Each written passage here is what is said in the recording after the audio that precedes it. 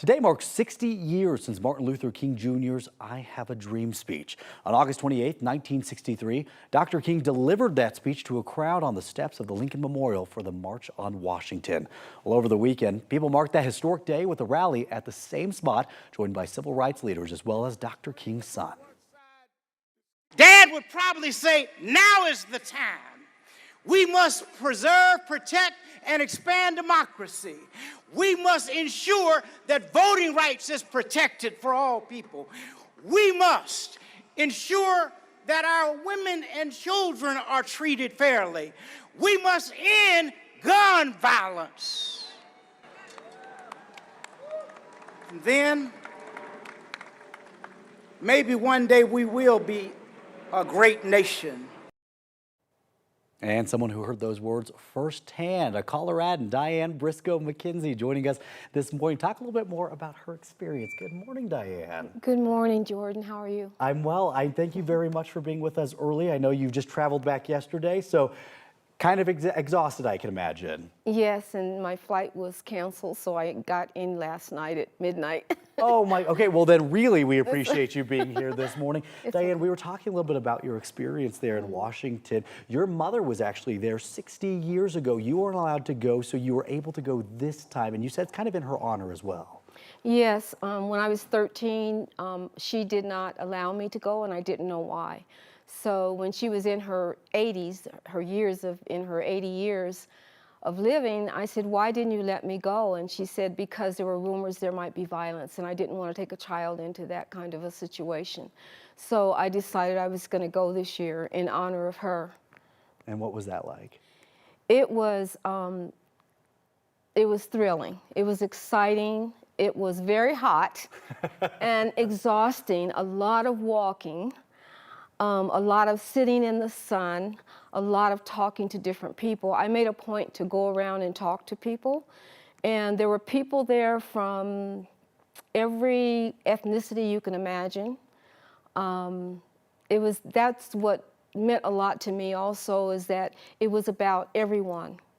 It's about rights for everybody, but of course it all started because of the discrimination that Black Americans have faced. So the last time you were on our show, we talked about the impact that you've been able to make to our Denver community and really to all of Colorado. And now you are over there celebrating the impact that has been made nationwide for the Black communities all across our country. You're talking about the different ethnicities of all kinds. What does that mean to you personally to see all of this? It was uplifting to see the people and to talk with the people, but on the other hand, it's disappointing that after 60 years that we're sliding backwards and we still have problems about voting rights, problems about education, jobs, disparity in incomes. That's what's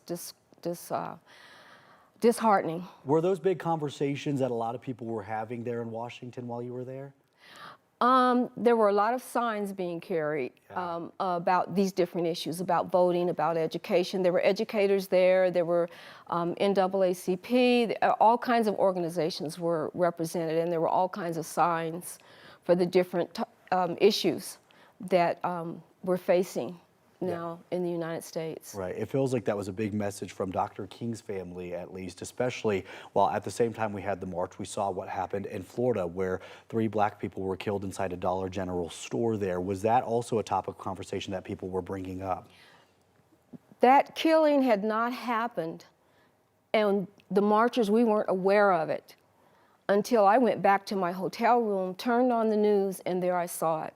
I was going to say the march itself was exhilarating, and then to come back and see that on the news, I literally sat in my hotel room and cried. Yeah. I cried because I was crying for all of us, because after all these years, and I know this has been going on and on and on, but I just sat there and I thought, when is this going to stop? When are we going to do something about gun control? When are we going to do something about this hatred that's going on in this country? And I don't know what the answer is, except what was said at the march was we have to organize. Yeah. We have to organize, we have to stand up and use our voices and use our vote. Which is exactly what Dr. King was saying all those years ago. Right. Diane, we appreciate you being here this morning, and especially again, we know that travel wasn't easy, so we appreciate it. And thank you for sharing your experience with us. And thank you for inviting me. Of course. Thank you.